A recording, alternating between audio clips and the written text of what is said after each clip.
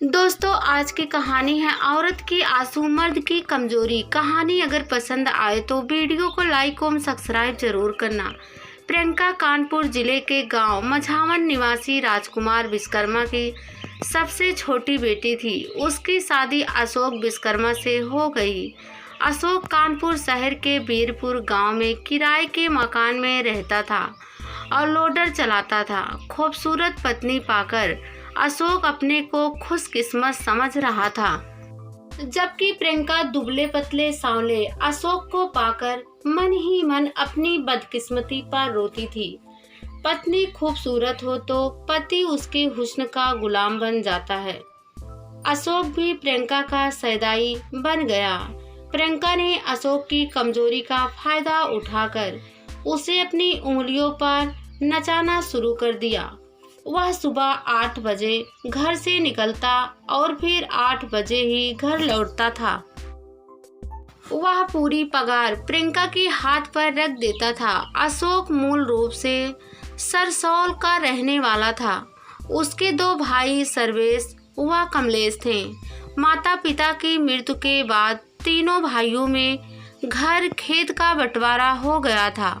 कमलेश खेती करता था, जबकि सर्वेश प्राइवेट नौकरी कर रहा था।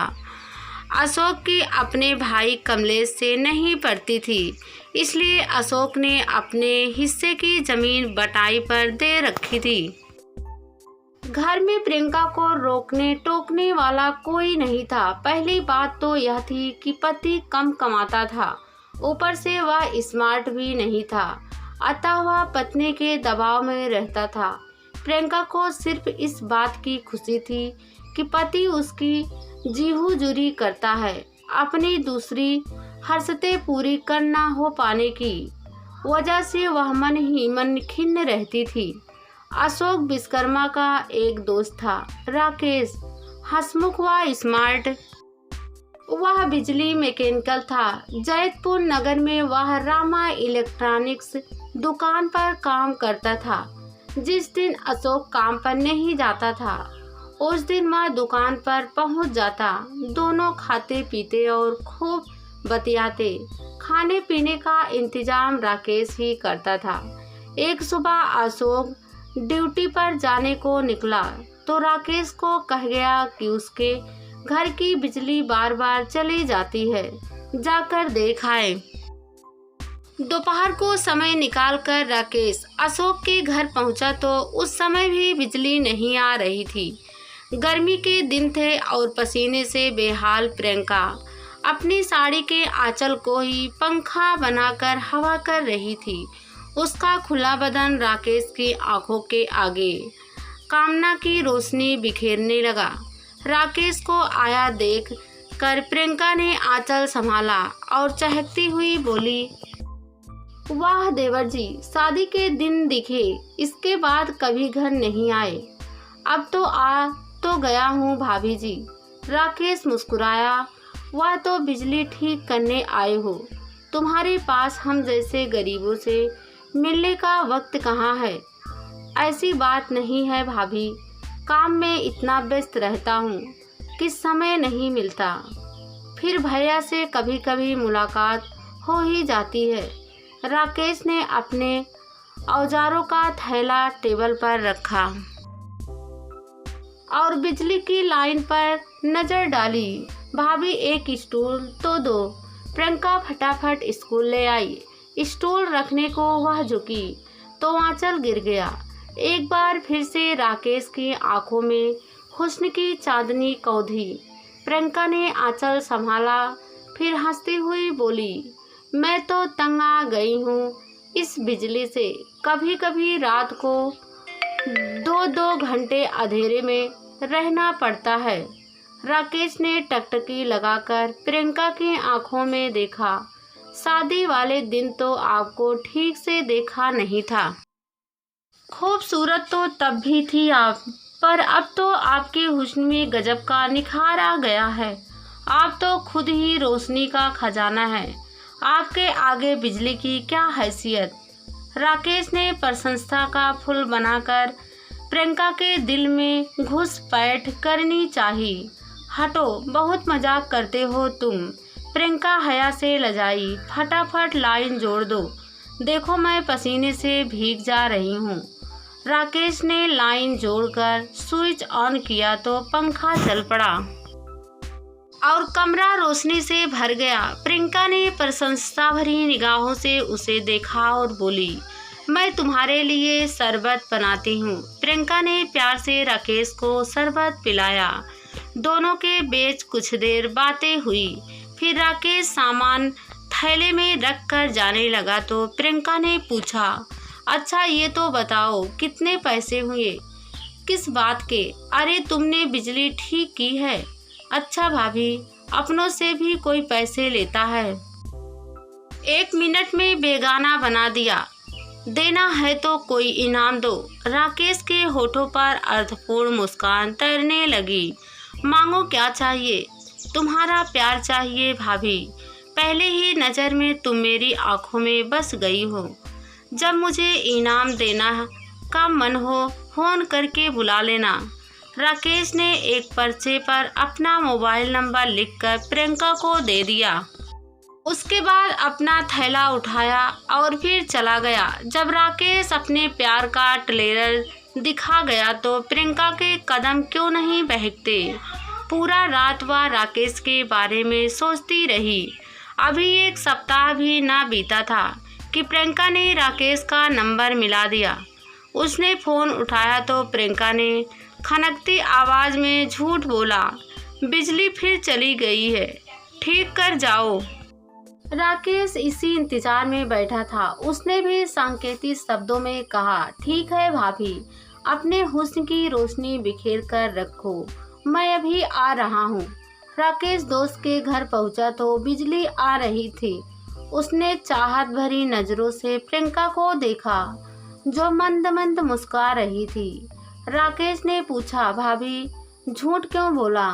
झूठ कहाँ बोला? प्रियंका ने मद भरी नजरों से उसे देखा। बत्ती आ रही है पर मेरे मन में अंधेरा है। पंखा चल रहा है पर मैं अंदर से पसीने से तर हूँ। खुला आमंत्रण पाकर राकेश 2 कदम आगे बढ़ा और प्रियंका को अपनी बाहों में भर लिया। फिर दोनों ने अपनी हसरतें पूरी कर ली। अविवाहित राकेश ने पहली बार यह सुख पाया था, इसलिए वह तो निहाल हो ही गया। प्रियंका भी राकेश की कायल हो गई। थकी सांसों वाले अशोक से वह पहले ही ऊब गई थी। राकेश का साथ मिला तो प्रियंका अपनी सारी मर्यादा भूल गई। अवैध संबंधों का सिलसिला एक बार शुरू हुआ तो वक्त के साथ बढ़ता ही गया। जिस रात अशोक लोडर पर माल लादकर दूसरे शहर जाता, उस रात प्रियंका फोन कर राकेश को घर बुला लेती। फिर रात भर दोनों रंगरलियां मनाते। अशोक को इस बात की भनक भी नहीं थी कि उसका दोस्त उसकी बीवी का बिस्तर सजा रहा है। राकेश का बार बार अशोक के घर आना पास पड़ोस के लोगों को खलने लगा।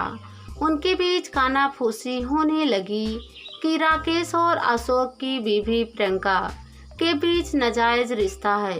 एक कान से दूसरे कान होते हुए जब यह बात अशोक के कानों तक पहुंची तो उसका माथा ठनका। उसने इस बारे में प्रियंका से जवाब तलब किया तो वह साफ मुकर गई। यही नहीं, वह त्रिया चरित्र दिखाकर अशोक पर ही हावी हो गई। अशोक उस समय तो चुप हो गया, परंतु उसके मन में शक जरूर पैदा हो गया। अब वह घर पर नजर रखने लगा।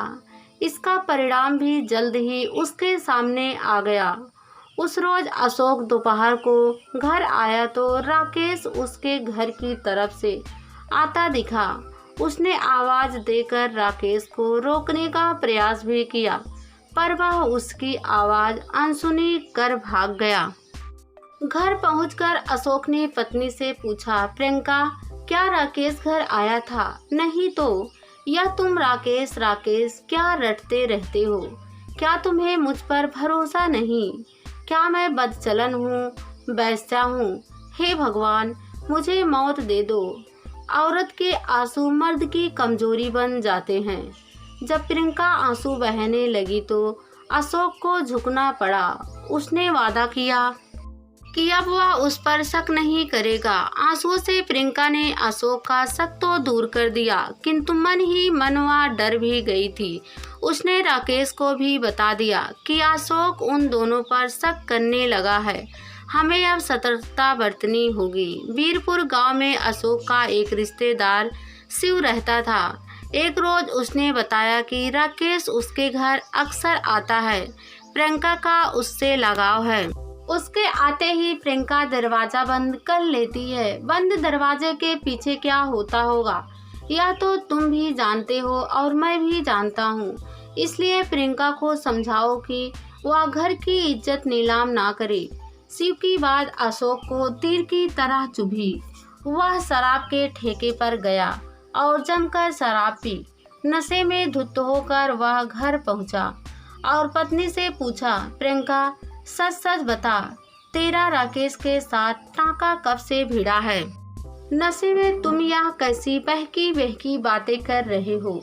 मैं तुम्हें सुबह जवाब दूंगी। प्रियंका बोली, नहीं, मुझे अभी और इसी वक्त जवाब चाहिए।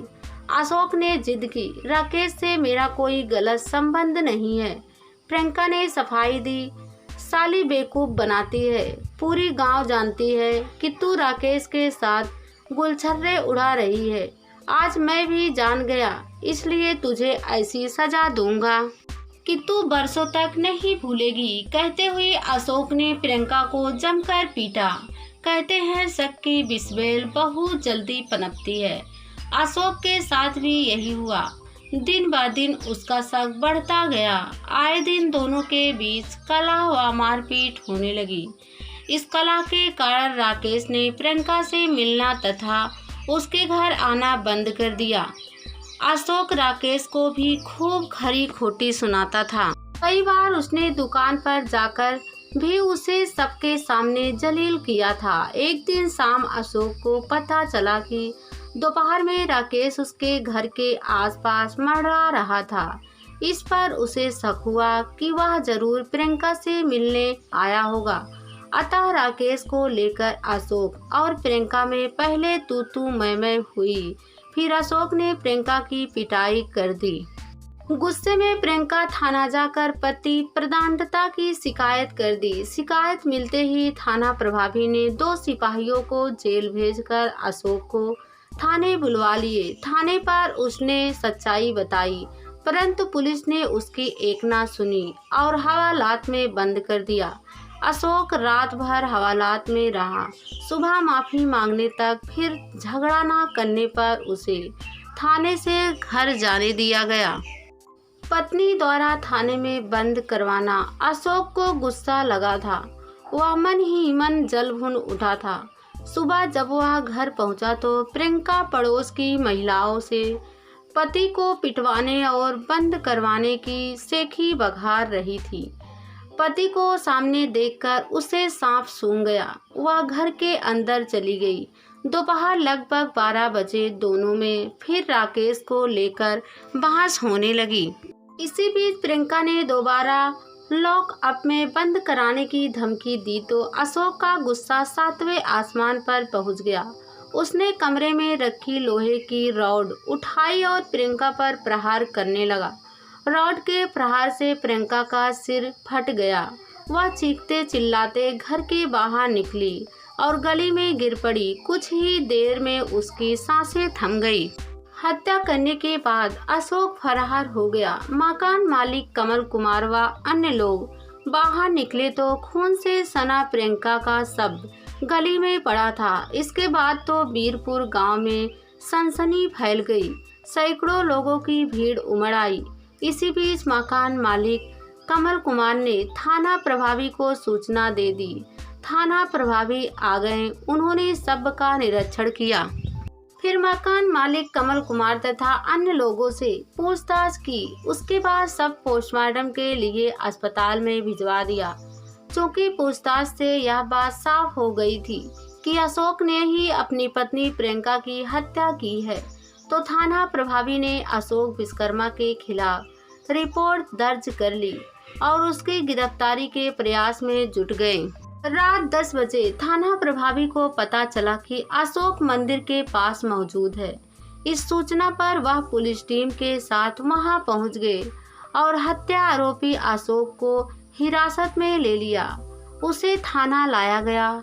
थाने में जब उससे प्रियंका की हत्या के संबंध में पूछा गया तो उसने सहज ही जुर्म कबूल कर लिया।